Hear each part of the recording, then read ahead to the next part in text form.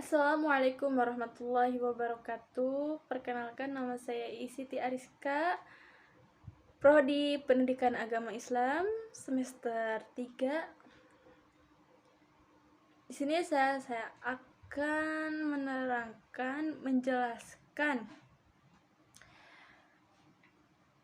tentang tokoh-tokoh pendidikan Islam pada masa klasik dan modern. Bismillahirrahmanirrahim. Pendidikan Islam adalah pendidikan yang sangat ideal. Pendidikan Islam tumbuh dan berkembang sejalan dengan adanya dakwah Islam yang telah dilakukan Nabi Muhammad SAW. Pendidikan Islam berkembang dengan pesat sejak dari peninggalan Rasulullah hingga sampai pada masa kita saat ini. Banyak para tokoh pendidikan Islam yang tampil sebagai pembaharu. Dalam tulisan ini dibedakan menjadi dua generasi, yaitu pertama generasi klasik terdiri dari tokoh di luar Indonesia, kedua generasi modern dikhususkan dalam negara di Indonesia. Berikut akan dijelaskan secara mendalam. Tokoh-tokoh generasi klasik yaitu Imam Ghazali. Riwayat hidup nama lengkapnya adalah Abu Hamid bin Muhammad Ghazali. Dilahirkan di Tus, sebuah kota di Khurasan, Persia pada tahun 450 Hijriah atau 1058 Masehi. Imam Ghazali sejak kecil dikenal sebagai pencinta ilmu pengetahuan dan pengandung mencari kebenaran yang hakiki. Sekalipun diterpa duka cita, dilanda aneka rupa duka, nestapa, dan sengsara. 2. Ibnu Sina. Riwayat hidup nama lengkapnya adalah Abu Ali Al-Husain Ibnu Abdullah. Di barat populer dengan sebutan Avicenna. Beliau lahir pada tahun 370 Hijriah atau 980 Masehi di Abshana, suatu daerah yang terletak di dekat Bukhara di kawasan Asia Tengah. Ayahnya bernama Abdullah dari Balkan, suatu kota termasyhur di kalangan orang-orang Yunani.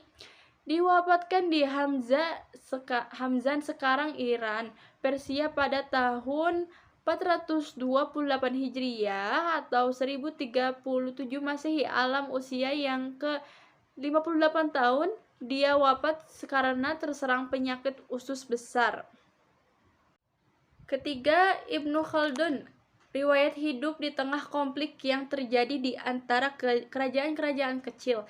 Kerajaan Bani Abdul Wad Az-Anatiyah terkena musibah dan bencana yang berasal dari kerajaan tetangganya, yakni kerajaan Bani Hafid yang berada di Tunisia. Keempat, Ikhwan As-Safa. Riwayat hidup Ikhwan As-Safa ini persaudaraan adalah organisasi dari para filsuf Arab Muslim yang berpusat di Basrah, Irak yang saat itu merupakan ibu kota kekhalifahan Abbasiyah. Sekitar abad ke-10 Masehi, kelompok yang lahir di Basrah kira-kira tahun 373 Hijriah atau 983 Masehi ini terkenal dengan risalahnya yang memuat doktrin-doktrin spiritual dan sistem filsafat mereka. Nama lengkap kelompok ini adalah Ikhwan Al-Safa wa Khullan Al-Wafa wa Ahlan Al-Hamd wa Abna Al-Majn. Sebuah buku yang sangat mereka hormati, Khalillah wa Dimnah. Tokoh-tokoh generasi modern yaitu pertama Kiai Haji Ahmad Dahlan. Riwayat hidup Kiai Haji Ahmad Dahlan yang pada waktu kecilnya bernama Muhammad Darwis.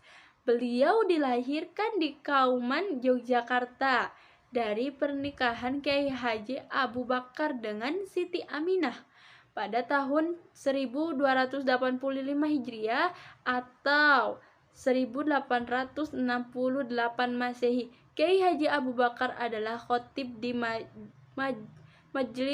Masjid Agung Kesultanan Yogyakarta. Sedangkan ayahnya Siti Aminah adalah penghulu besar di Yogyakarta. Kedua, Kiai Haji Hashim Asy'ari. Riwayat hidup Kiai Hashim Asy'ari lahir di Desa Gedang, Jombang, Jawa Timur pada hari Selasa Kliwon tanggal 24 Dzulhijjah 1287 atau bertepatan tanggal 14 Februari 1871 Masehi. Nama lengkapnya adalah Muhammad Hashim ibnu Asy'ari bin Abd al-Wahid bin Abd al-Halim yang mempunyai gelar Pangeran Bona ibnu Abd al-Rahman ibnu Abd al-Aziz Abdul al-Fattah ibnu Maulana Ushaq dari Raden Ain al-Yakin yang disebut dengan Sunan Giri. Dan yang ketiga, Kiai Imam Jarkasi. Riwayat hidup Kiai Imam Jarkasi ini dilahirkan di Gontor, Ponorogo, Jawa Timur pada tanggal 21 Maret 1910 dan meninggal pada tanggal 30 Maret 1985 dengan meninggalkan seorang istri dan 11 seorang anak. Yang keempat, Hamka. Riwayat hidup Hamka ini bukan hanya milik bangsa Indonesia, tetapi kebangsaan bangsa Asia Tenggara.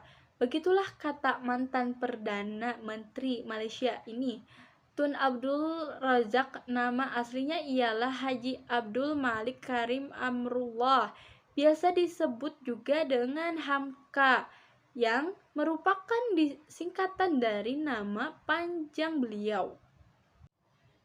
Dan yang kelima yaitu Mahmud Yunus.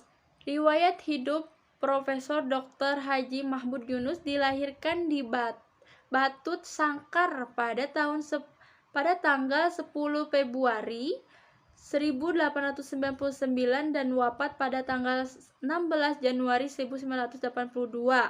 Sejak kecil Mahmud Yunus sudah memperlihatkan minat dan kecenderungannya yang kuat untuk memperdalam ilmu agama Islam.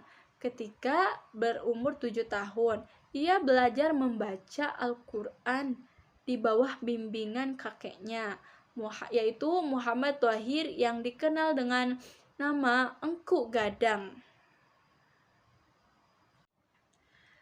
Sekian pemaparan materi yang saya jelaskan.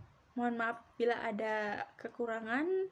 Saya undur pamit. Wassalamualaikum warahmatullahi wabarakatuh.